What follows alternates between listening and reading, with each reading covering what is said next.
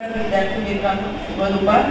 आता मॅडमनी सांगितल्याप्रमाणे 2 ऑक्टोबर 1957ला जे रामलीला मैदानावर हरिश्चंद्र मेहरा यांनी जे शौर्य गाजवलं त्याची दखल पंतप्रधान जवाहरलाल नेहरूंनी घेतली आणि त्यांच्यातून इतरांनी प्रेरणा घ्यावी यासाठी 1957 पासून हा पंतप्रधान राष्ट्रीय बाल पुरस्काराला सुरुवात झाली. या पुरस्कारामध्ये दरवर्षी पूर्ण देशातून 25 विद्यार्थ्यांची निवड केली जाते आणि साहस, शौर्य, धाडसी कृत्य, इतरांचे प्राण वाचवणे, अपहरणकर्त्यापासून स्वतःला वाचवणे किंवा इतरांना वाचवणे अशा अनेक धाडसी कृत्यातून केलेल्या मुलांची इथे निवड केली जाते.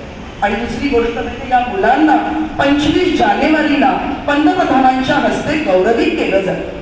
26 जानेवारीला राजपथावरून हत्तीवरून त्यांची मिरवणूक काढली जाते आणि त्यांना मानवंदना द्यायला आपले पंतप्रधान, राष्ट्रपती आणि अनेक मान्यवर असतात.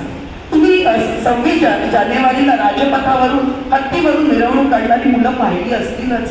मग का बरं त्यांना हा पुरस्कार? तर त्यांच्या धाडसी कृत्यासाठी. या मुलांना मानपत्र, रोख रक्कम आणि सन्मान चिन्ह दिलं जातं.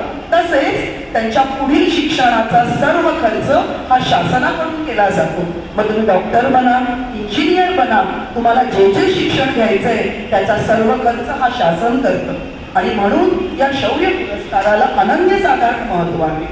मग हा शौर्य पुरस्कार 25 विद्यार्थ्यांना, जास्तीत जास्त 25, तर त्याचाच एक शौर्य पुरस्कार मिळाल्याची गोष्ट आपल्या महाराष्ट्रातलीच आहे, ती तुम्हाला मी सांगते.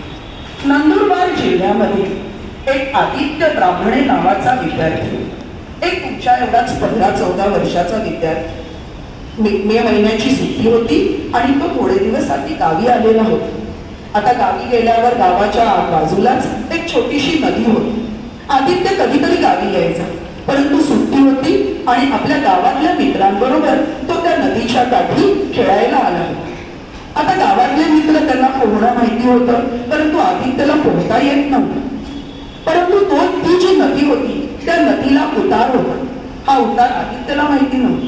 त्याचे मित्र खेळता खेळता त्या नदीमध्ये पोहायला गेले, परंतु नदीमध्ये पोहायला गेल्यावर आदित्यला जाणवलं की आपले मित्र बुडतायत.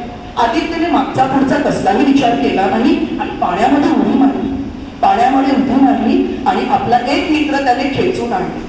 दुसरा मित्र पण जात होता तर त्यालाही खेचून आणलं.